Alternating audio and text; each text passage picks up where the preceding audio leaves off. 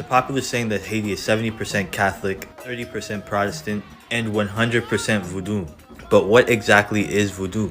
The religion is a mix of West African Voodoo concepts coming from Fa, Naija, Ewe, and Yoruba peoples. Those concepts mixed with Central African spirituality coming from the Bakongo. Similar to Bakongo spiritual beliefs, there's a distant male creator god instead of a female creator god like in West African Voodoo, and he is called Papa Bon Dieu. Serving Papa Bon Dieu are intermediary spirits called Luas, who belong to around 21 different nations, with the most prominent being the sweet-tempered Rada Lua, whose origins come from Fa, Naija, Ewe, and Yoruba people. The Petuo Lua are regarded as more hot-tempered and volatile, and have more of a Bakongo origin. And lastly, we have the Gede Lua, and they mostly deal with death, fertility, and regeneration. The worship of these Luas has little to do with the voodoo doll scene in current pop culture, and mostly has to do with spiritual mounting, offerings, and veneration of the ancestors, as well as having less to do with good and evil, and more about creating and channeling energy. Make sure to follow and like for more to go.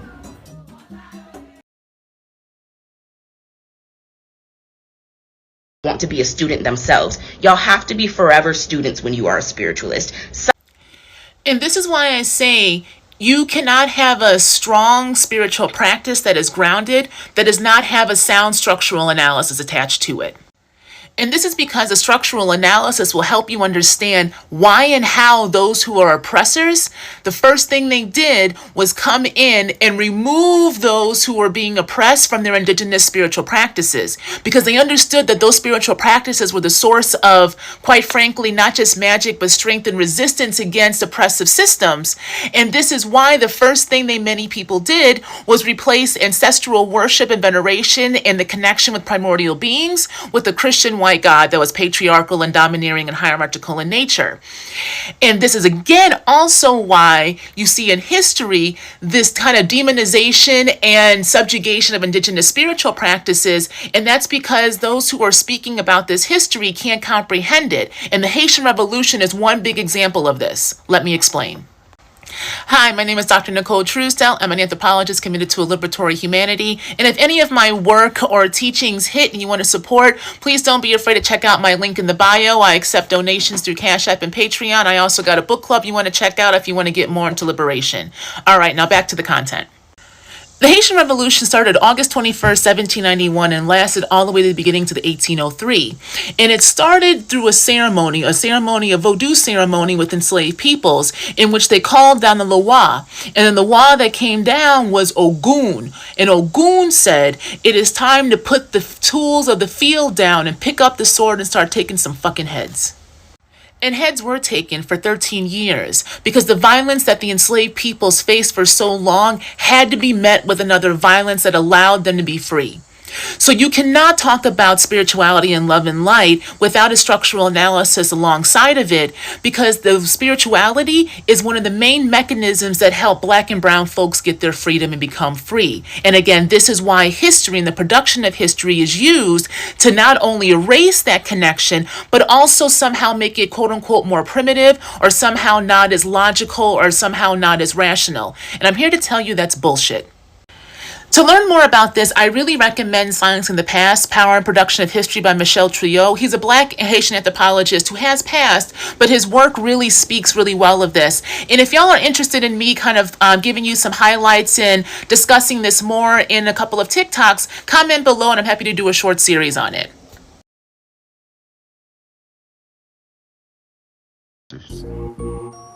They live in fear to this day when they think of the Haitian Revolution and Duddy Bookman and Francis McMackendale and Cecile Fatima and Queen Nanny and the Maroons in Jamaica. They don't get scared when you talk about guns. They don't even get scared when you get money. You know what they get scared? They get scared when your ass start dealing with the spiritual realms. That's what they fear. The spiritual realms, the dark matter energy, the chi. The understanding of quantum physics and how to manipulate it. The connection to your connection back to nature. That's what they fear. They don't fear us when we talking shit on YouTube. They don't feel us when niggas flashing money. They don't feel a nigga when a nigga got a gun talking about we finna go kill the police or war with the police. They don't fear that. That's their level. That's kinetic energy. They like gunplay. They like that. They the original barbarians. They the original savages. Let's not forget. We was never barbaric at no point in time. We was always gods. We was always vibrating high. Watch this video, and I'll be right back. Pay attention. The Haitian Revolution was woman-led. I want to introduce you to Victoria Montou, also known as Abdaraya Toya. Let's listen to her story. The outside world became aware of the Dahomey Amazons largely through French interaction. After the French and their African allies, the Senegalese, Hausa, and Yoruba all rallied to conquer Dahomey, they venerated the all-female fighting battalion, proclaiming that the African Amazon warriors gave proof of incredible courage and audacity. They became so popular that their glorious legend went on to survive in modern-day fiction with the arrival of Black Panther and the Dora Milaje. Even though the Amazons were saddened by the loss of Dahomey to the French and their African allies, one Dahomey Amazon warrior taken in the slave trade made sure that the wrath of the Amazons would have the final say against the French and the Haitian Revolution. Today, I want to talk about a brave warrior woman named Adbaraya Toya, also known as Victoria Montou.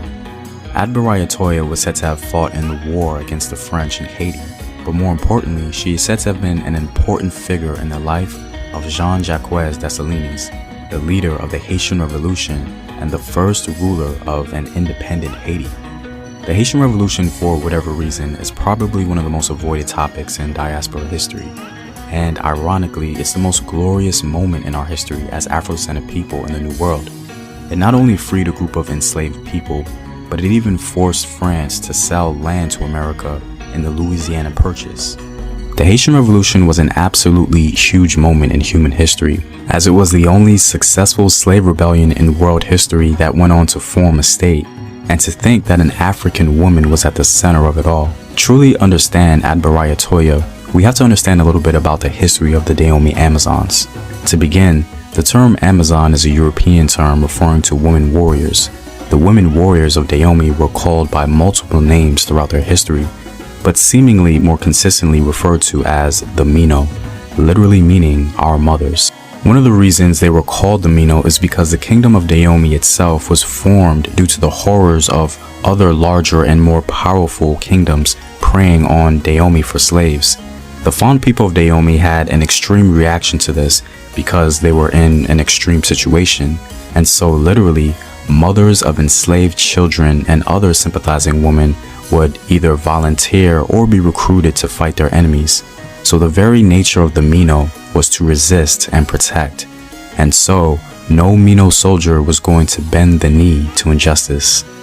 So who is Adbaraya Toya? Adbaraya Toya was reportedly a member of the legendary Mino from Dahomey, sold into slavery. Once enslaved, she was shipped to Haiti. In Haiti, she was renamed Victoria Montou on a slave plantation, where she met her proclaimed nephew, Jean Dessalines, the future emperor of Haiti. Because of the love between them, Dessalines frequently referred to her as Auntie Toya. She was described as intelligent, energetic, and shared a very close relationship with Dessalines and the same hatred towards slavery. This union between a Mino warrior and the spirit of Emperor Dessalines proved to be unstoppable. Auntie Toya became the closest family member he knew. In her wisdom, Adbaraya saw the potential in the future leader of Haiti and began teaching him the art of fighting and hand-to-hand combat and even weaponry, showing the young Haitian prince how to throw a knife. This training from his beloved warrior auntie led him to become the great leader he was during the Haitian Revolution, and Adbaraya was fighting right alongside with him. Dessalines made her the leader of her own military unit, and she used her skills as a Mino warrior to train and guide her troops. The story of Adbaraya Toya and her beloved spiritual nephew, Dessalines, the Emperor of Haiti, is one of the greatest stories in the African diaspora, because it's a story about love, purpose, perseverance, and ultimate glory.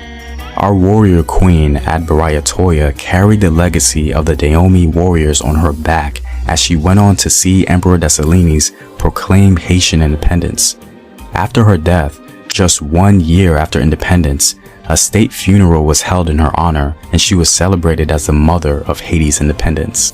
It's absolutely remarkable that she held on just long enough to see an independent Haiti and also to even the score with the French for her Dayoman ancestors.